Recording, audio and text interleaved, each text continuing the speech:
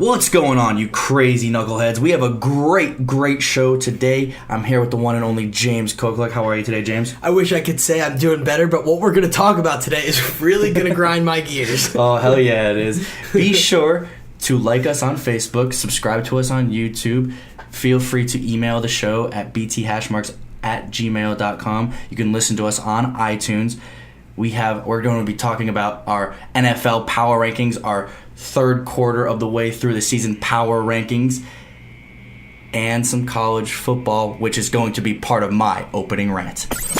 Your number one source for sports. You know who I can't stand? Kevin Durant. He looks like Donald Trump and Hillary Clinton had a kid. Now, who can argue with that? I hate Boston. I'm the biggest Miami Heat hater you'll ever meet. I just don't understand where you're getting your bogus information from. What the hell are you even talking about? Well, I'm sorry you're too freaking sensitive to handle the truth. You think I'm crazy? I'm just getting warmed up.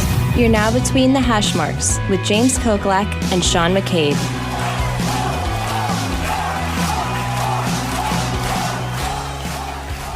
The final meaningful regular season week in college football went down last week, and as I told you, there were going to be some pretty major upsets.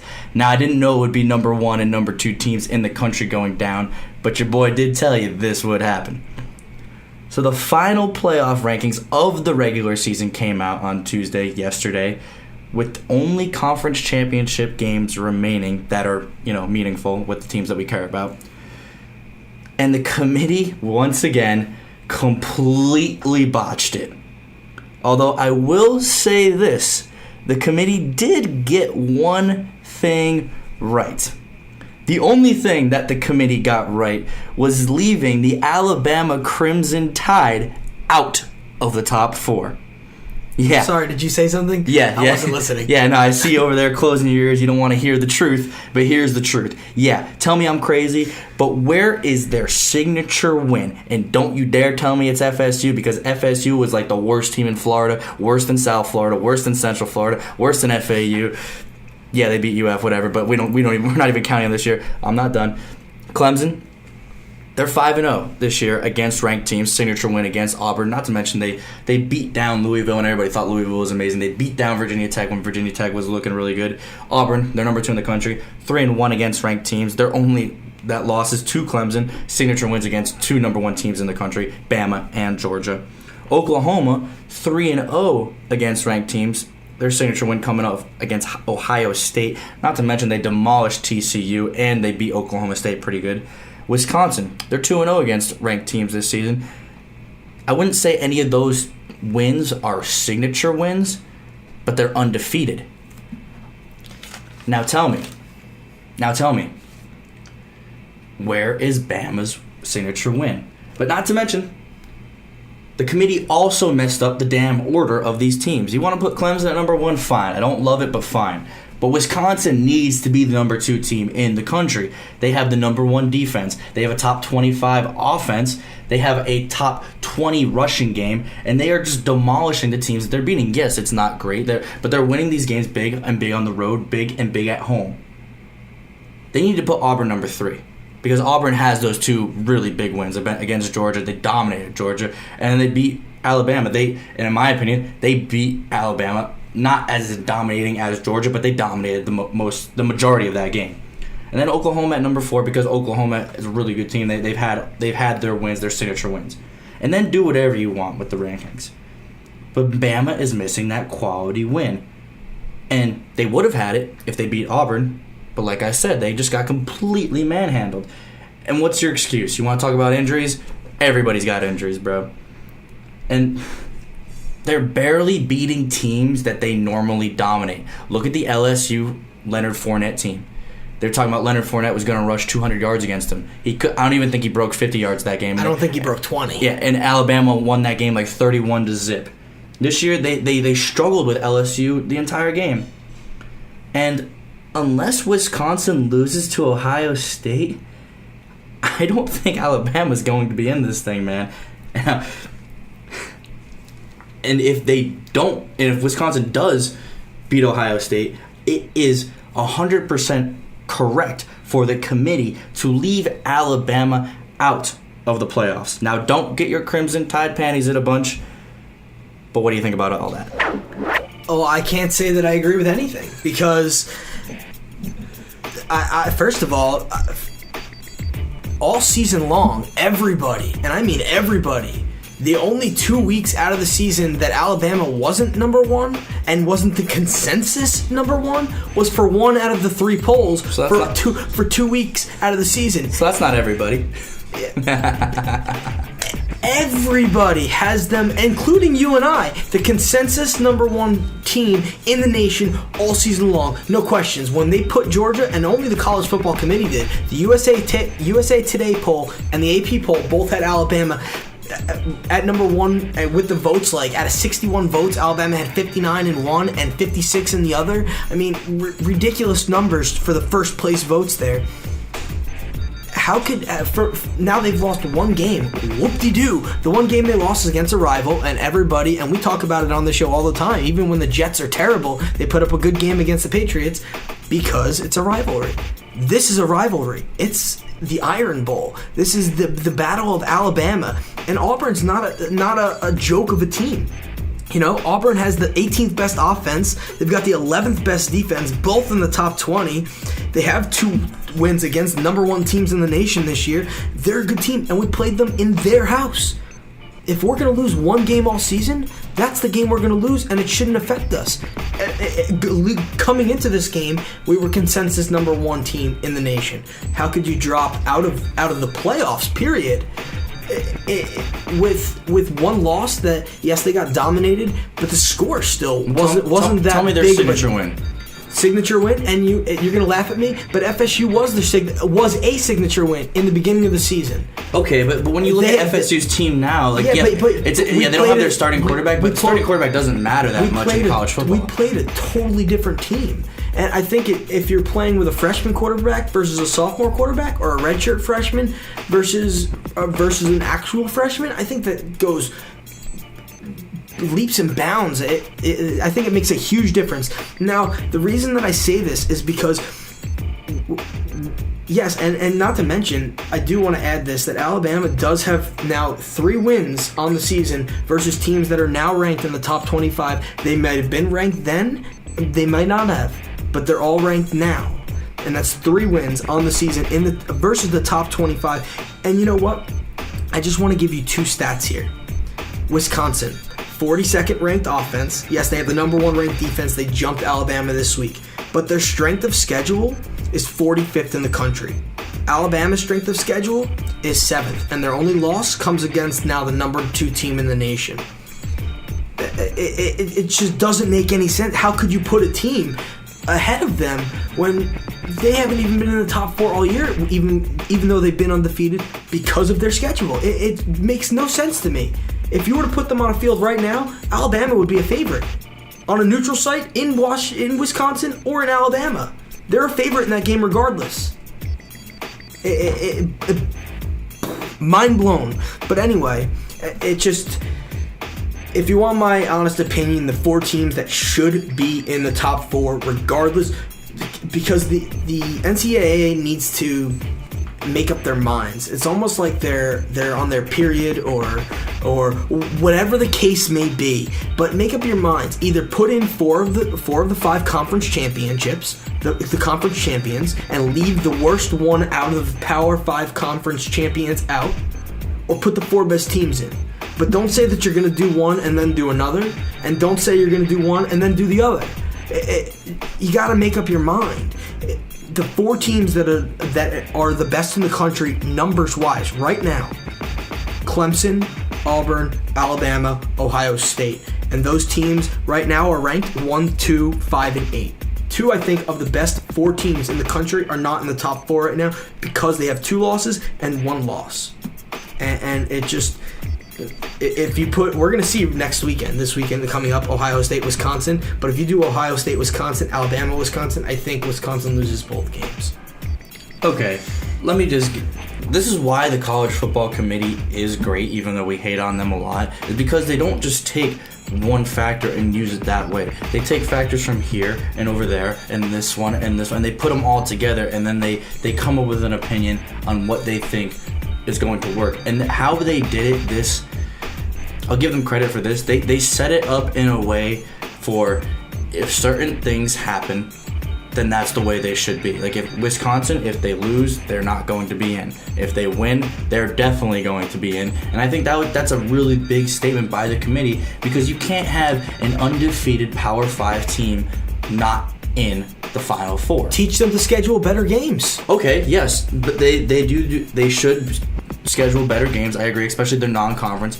But their conference schedule, they can't control that. Well, That's no. not to them, and it's not their fault that they did play 2 ranked teams, and we were looking at Iowa after they beat Ohio State, like, wow, look at Iowa, and then you trace back Iowa's schedule and you're like, wow, Iowa almost beat Penn State as well. So Iowa team is actually pretty good. And then Michigan, they were the best team in the conference, not named Michigan State, Penn State, Ohio State, and Wisconsin. So it's like, yeah, they couldn't get over the hump of those teams, but that doesn't mean that they weren't a good team. And they were a team full of freshmen and sophomores. I'm not saying they're not a good team, but do I think that Wisconsin is better than the likes of Ohio State and Alabama right now? Hell no. But if they beat Ohio State, they're going to play Ohio State, and then that will determine. If they beat Ohio State, how can you not put them in? Well, and here's my argument, because now I want your opinion, honest opinion, neutral field in Wisconsin, in Alabama, all 3 of them. Who wins those games? Wisconsin versus Alabama. Probably Alabama, but that's, I don't know. That's my point. Okay. Probably Alabama. So if but I also thought that Miami would probably beat Pittsburgh, and that did not happen. I thought Alabama would probably beat Auburn, and that did not happen. Who cares what I think? No, but I'm just saying that it's a consensus that all season long this has been an issue for Wisconsin, and now that Alabama finally loses a game, it's not like they lost to Texas, and Texas is a premier school. I understand that, but they're not great right now. It's not like they lost to a Fresno State, who's now ranked in the top 25, might I add. But I just have little stats here for you, like Clemson. Yeah, they're ranked number 1 in the nation right now, and they have 1 loss. And yes, their quarterback was not in that game. But if you're Clemson, you need to beat Syracuse regardless if your quarterback's in that game or not in that game, because your secondary recruit at quarterback is probably just as good, just has no experience yet. Syracuse went on to lose every game after that. Has had a miserable season.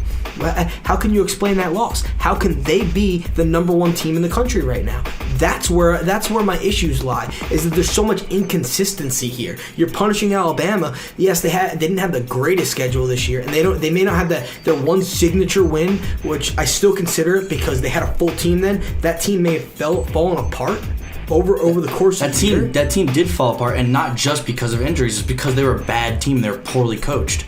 And you know what? That happens, but how can you punish a team for losing to a team who's now number 2 in the country, who should, in my opinion, be the number 1 team? Because how can Oklahoma be? How are you going to put Auburn ahead of Oklahoma? I'm sorry. How are you going to put Auburn ahead of Clemson?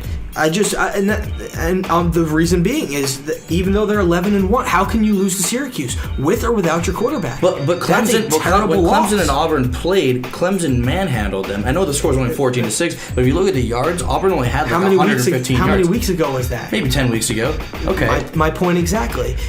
Okay, but Clemson has looked really good since that Syracuse loss, since they got their starting quarterback back. And when you see them with their starting quarterback, who they're going to have throughout the entire postseason, they are the best team in the country. Don't get me wrong. If I were to put my rankings right now, it would be Clemson, Auburn, Alabama, Ohio State. Okay, but you're saying that they shouldn't be number 1, and I'm telling you that I don't necessarily love that they're number 1, but they are. But name all the other teams, and they should be number 1 out of all the teams. I'm just saying that there could be an argument against it. They're not a clear-cut favorite like everybody's been saying Alabama is all season long. And I haven't even gotten to the fact that Oklahoma's defense isn't even in the top 50 in the country.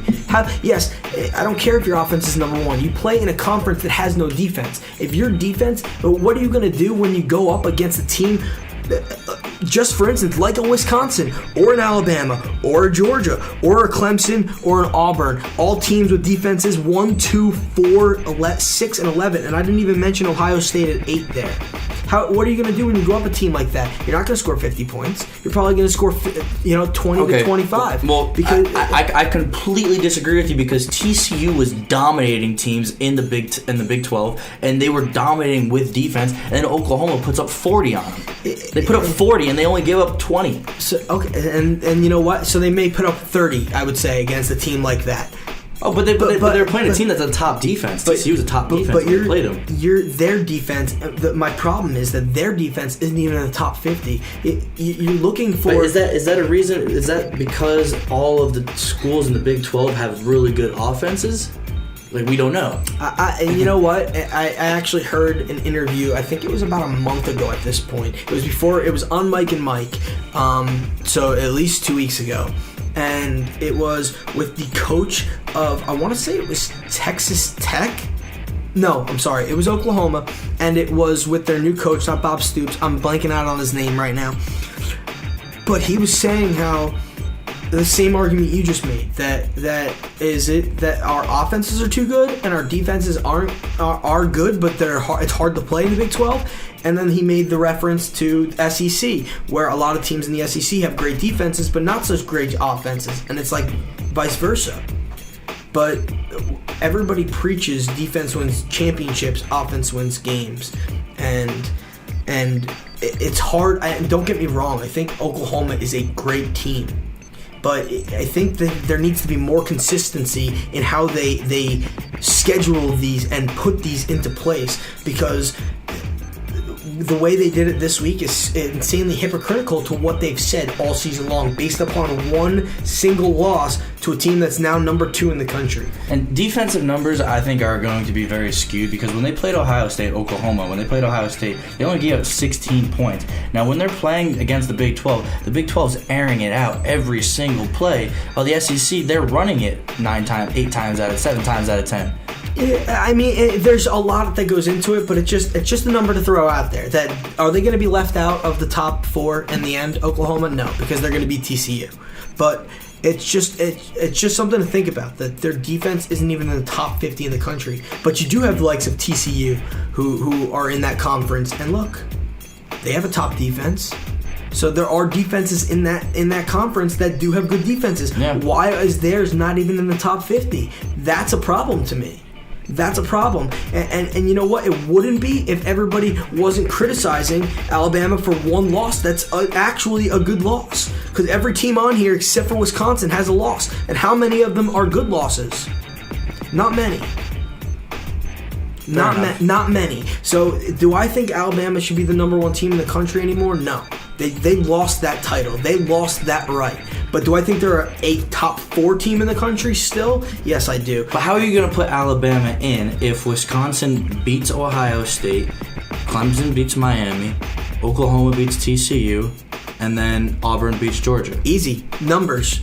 They're a better team. How are you going to take an undefeated team out that has 3 wins against the top 25, and one of those is a signature win now because Ohio State beat Ohio State? It's a signature win. How are you going to do that when you cannot say Alabama has a real signature win? Because we're talking about, you want to talk about when was Clemson's signature win against Auburn 10 weeks ago? Well, their so-called signature win week 1. We don't even care about that. We don't judge teams based on week 1 because teams get a lot better or get a lot worse. Yeah, oh, absolutely. And you know what? And I hate to say it, and injuries riddle everybody, but now this is the homer in me and this is the fan in me coming out.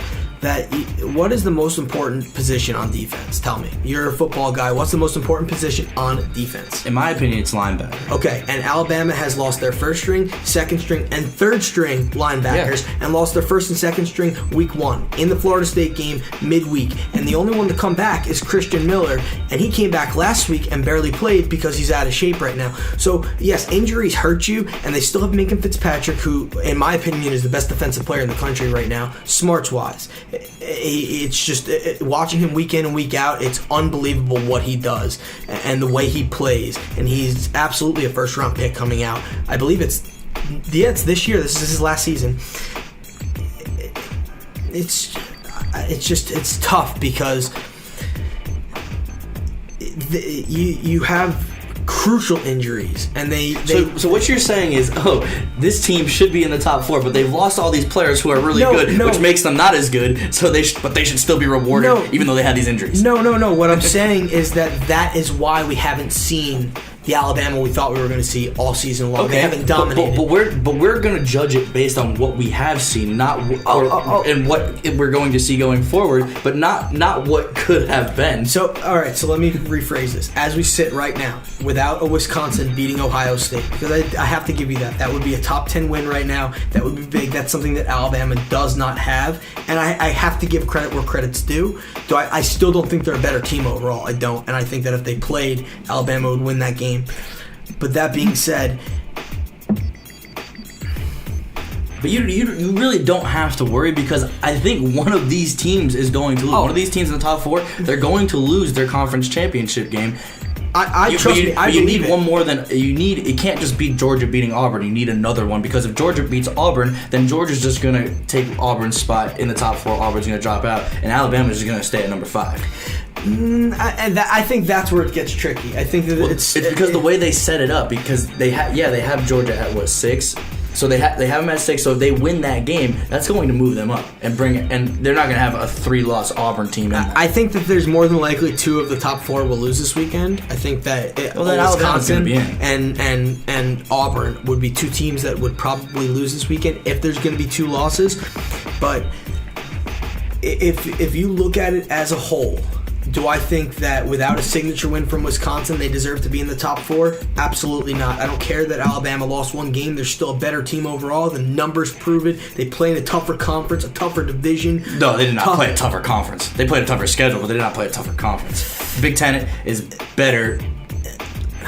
Right now, the SEC has 3 teams in the top 7. Okay. Now we're getting into a whole new discussion here. So if you want to get into, we can get into it. We'll save that for next week, because we still got a whole bunch of college football to talk about next week when the actual rankings come out. But it just bugs me because I understand that you're a fan of Alabama. Well, yes, but I just don't like inconsistency. I like to see consistency, and the chart that I wrote out here shows flaws and inconsistencies in how they pick. And how they pick teams, and now they're showing you that they'll punish you. So you want to go back to a computer? They'll punish you for losing to a team who was in the top 10 at the time and now is number 2 in the country. They're punishing you for losing late, and that's when your team matters. How good are you late? Because you're playing playoff games from about week 8 on. I think that and they lost the playoff game, so they're worse now. And you know what? But with that being said, their defense dropped from 1st in the country to 2nd. And their offense dropped. I'm not sure what it was before, but now it's 22nd. I'm sure it had to have dropped. And as I said earlier, Wisconsin, they're 42nd in offense, 45th strength of schedule, 41st against top 10 teams. And yes, their defense is number 1 in the country, but that's only because Alabama just got beat and they dropped to 2nd. The numbers, they don't match up, and it doesn't make sense. But I think we'll see that, and it'll get proven over this weekend when all the good teams really match up. And one last thing I do want to add, this could be a blessing in disguise. One reason, you have all these top teams going at each other this week.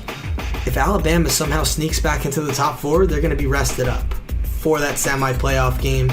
And I think that could go a long way, having an extra week off to prepare and get healthy and things of that nature. But coming up next, we got our 3/4 way through the NFL season power rankings.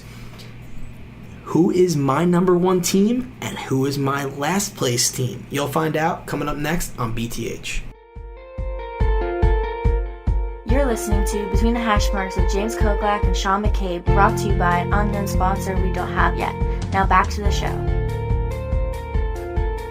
And we're back here, and you know what?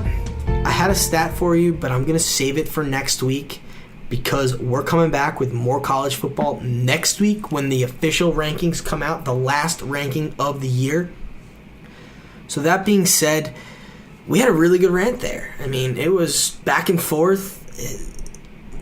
Clearly, we disagree. Yeah, clearly. But Coming up, we have the NFL Power Rankings, the third quarter mark Power Rankings through Week 12 now. So now this is how these teams look right now. And I'm just going to run through really quick. I still have the Browns at 32. The Giants laughing my ass off. I put next to them. They're at 31. The 49ers I have at 30. The Broncos I have at 29. They're on a 7-game losing streak right now. How can I not have them in the bottom 4? The Dolphins have looked atrocious. Pretty much showing no effort. The only bright spot on that team is a top 10 defense. The Texans losing Deshaun Watson at 27. That has been crucial to them. They look like a totally different team now. The Bears are on the uptick. I have them at 26 now. They've looked a little bit better each and every week. Mitch Trubisky is growing. Colts at 25. The Colts are really missing Andrew Luck. This team is... I don't know what to think about the Colts. I really don't. They're such a confusing team. Would you agree? Yeah, no, absolutely. Brissett plays well, but not that well, and then they just choke games at the end. Yeah, and they got talent. I'm just not sure where they are mentally, and maybe Andrew Luck doesn't want to be there anymore. I'm not sure. I got the New York Jets at 24. I had them in the teens the last time we did this, and you called me out on it. You're a New York Jets fan. How can you put them in the teens? I thought they looked pretty good, but they have really gotten in their own way the last couple of weeks. Over the last 4 weeks, they have had games. They were in the Carolina game until the very end. I mean, they have played good against good teams, and they've shot themselves in their own feet, and that's why I have to drop them. The Packers at 23. I have to put them up. I have to move them up from the last time because... Yes, they lost Aaron Rodgers, but they just almost beat the Steelers in Pittsburgh. That shows me a lot. That shows me some growth out of Brett Hundley. The Buccaneers at 22, I don't have much to say about them. They're kind of stagnant. They've stayed where they are all season. They haven't really looked like a good team, even though they have talent. I have the Cardinals at 21. Larry Fitzgerald is the only reason this team is winning football games. He seems to be catching 10 balls for 170 yards every game now. It's pretty crazy. Speaking of 10 yards and 10 catches, 170 yards, I told you Julio Jones was going to go off. Him and Robbie Anderson had me 90 points combined. But moving forward, the Cowboys at 20. What happened to the Dallas Cowboys?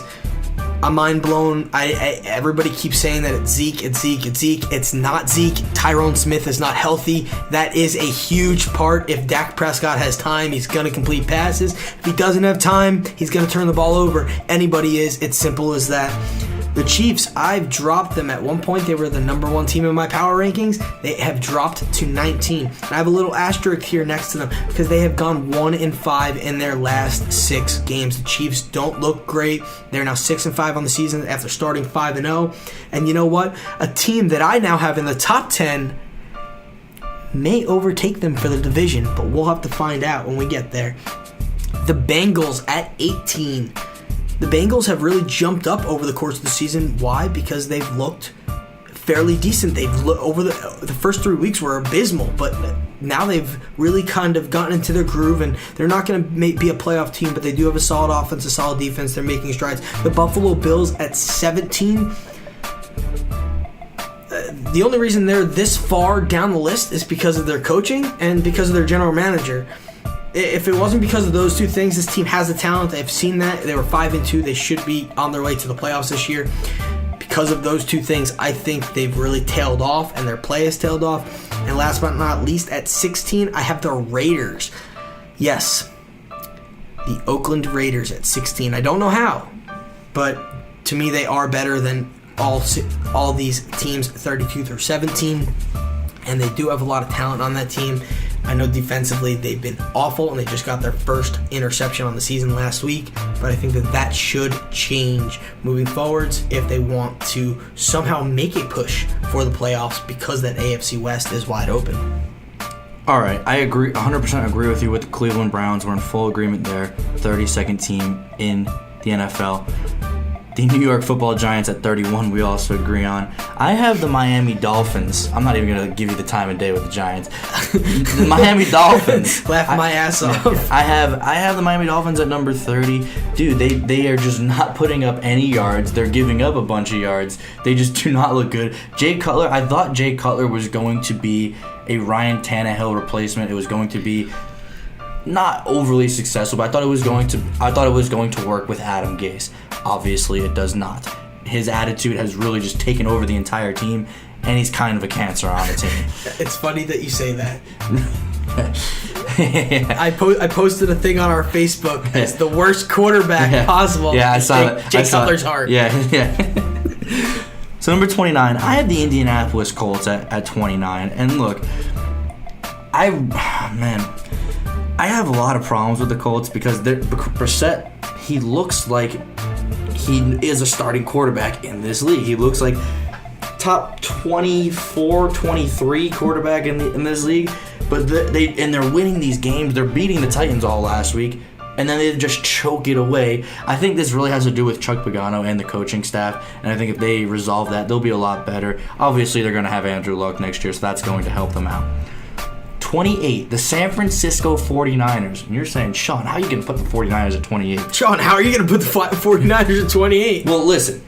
Jimmy Garoppolo is a lot better quarterback than C.J. Beathard or Brian Hoyer or whoever you want to put out there. He's about a touchdown better. And that, I think, puts them above the teams like the Colts, the Dolphins, the Giants, and the Browns. Obviously, with C.J. Beathard, the 49ers are already better than the Browns, but they get a lot better with Garoppolo back there.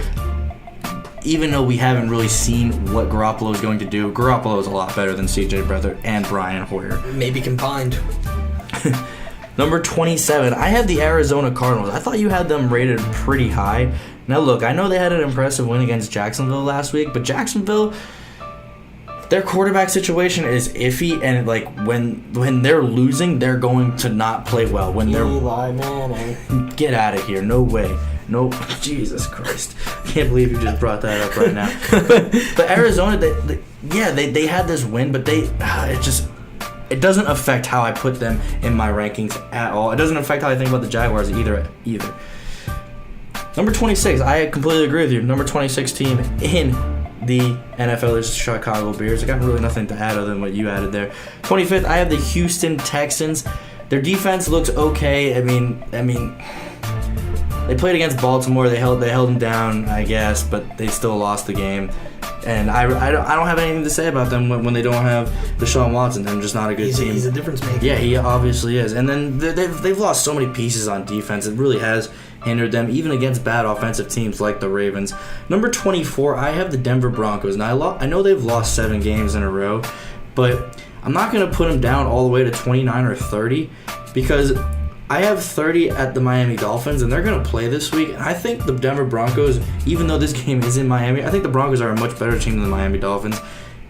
They're going to have, it doesn't even matter really who they have at quarterback, but they're going to have Simeon back there. And Simeon is an upgrade over Osweiler and Paxton Lynch. Paxton Lynch is worse than Osweiler. I never even thought I'd say that anybody's worse than Osweiler. But yeah, there are a few quarterbacks out there that are worse than Osweiler. Osweiler was the quarterback for the Facebook thing, where the worst quarterback ever. I think we just made Brock Osweiler with all the basically. Out of it.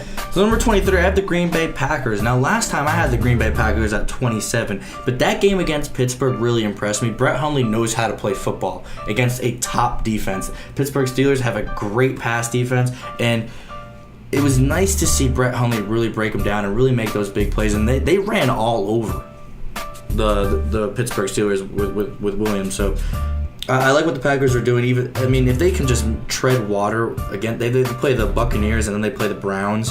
If they can win both of those games, they're going to be 7-6, and Aaron Rodgers is eligible to come back. They're going to end up 10-6 and make the playoffs and possibly a Super Bowl win. There you go. And so that would be great. Number 22, I can't believe I have the New York Football Jets ahead of where you had the New York Football Jets. Now I'm going to tell you why I have the Jets at 22. When I had them 32, I had them going 0-16, 1-15, whatever the hell it was at the beginning of the year. They have this fight about them that is insanely crazy. This defense is young and exciting, and they're there to make plays. That they're dancing on the football field in between commercial timeouts. Their wide receivers, Robbie Anderson looks pretty damn good. Jermaine Kearse is a good receiver, and McCown is actually like a top 20 quarterback in this league right now. So how can I put them lower than 22 when they have a top 20 quarterback, they have decent receivers, and they have a young, exciting defense? I can't wait to see that. As a fan, I'm a huge Jets fan. I cannot wait to see this defense grow with. You're a huge Jets fan? Leonard Williams, Jamal Adams, Marcus May. All right, that's Defense enough. is loaded. That's enough of that. The Buffalo Bills I have at 21. The Bills, they just beat the Chiefs, but I'm not really impressed by it because I don't really think the Chiefs are that amazing. I think the Chiefs are an average team. I have them better than you have them, but I think they're a pretty average team overall. And the Bills, Tyrod Taylor, he's not amazing. He's better than Nathan Peterman, but he's not amazing. He doesn't really elevate this team to a level of, wow, we're really going to be a huge playoff team. I think they're a team that is on the downfall, even though they just beat the Kansas City Chiefs. The Tampa Bay Buccaneers, I have at number 20. Now, Jameis Winston is supposed to come back this week, and when he's healthy, he is an upgrade over Ryan Fitzpatrick. And Ryan Fitzpatrick has held this team down. He went 2-1 in those 3 games. Not that the Buccaneers are really making a shot at the playoffs here, but he really did hold the team down. And I think with Jameis Winston, they're a better team, and their defense is. Their defense is interesting to me because they play these games where they really shut teams down and then they just kind of just let it all go. So they're a confusing team, but I have to put them at number 20. The Baltimore Ravens I have at 19. Now look, their defense is pretty damn good, but their offense I do not trust for a single moment. They barely put up points against a bad Houston Texans team. And I'm just not in on the Ravens at all. I know they're currently sitting in the 6th seed for the playoffs. That's because the AFC is so damn terrible. They'd be a scary team to play in the AFC playoffs, though. Maybe it's their reputation maybe gives them that, and their coach is a good coach. But I don't trust Flacco at all. I don't really trust anybody on this team. I don't trust their running game. Their defense is very susceptible to giving up big plays, even though they have been good all year. But I just don't trust. I've always thought that this is who Flacco was. And he's not a regular season quarterback. He's a playoff quarterback. If they make it, he elevates his game somehow. It's a fair point. I'd love to see if they do. It would be intriguing. It's a fair point. Number 18, I have the Cincinnati Bengals. The Cincinnati Bengals, I thought have been one of the better teams this season, but their win-loss record just really hasn't shown it. But if you look at their defensive numbers, they're a top 5 defense in this football league as far as yards given up. And I mean, it's not their fault that Andy Dalton throws picks, at least in bad situations, and they give up touchdowns. So the Cincinnati Bengals, and they still have a shot at making the playoffs because their division, they have the Pittsburgh Steelers to deal with, but they play the Ravens, they play the Browns, they just beat the Browns for the 2nd time, so they're taking advantage of their schedule, and I'm just interested to see how they are going forward. Number 17, I have the Dallas Cowboys as well. Now, you made a good point that it's not just Ezekiel Elliott. Everybody's talking about, they're missing Ezekiel Elliott so much, this, and this. But when they don't have an offensive line, and they just lost another offensive line, name's slipping my mind. It slipped in my mind too, but I took Dak out of my fantasy lineup this week for Tyrod Taylor for that reason, not because of Zeke Elliott. Yeah. But they're missing Sean Lee on defense, and then I gave you the stat a couple weeks ago that with Sean Lee, they're a top 10 defense. Without Sean Lee, they're the 30th or 31st best defense. So with those 2 losses, and adding Zeke on, obviously shows you what a middle linebacker can do for a team. Wink, wink. Oh, you bastard.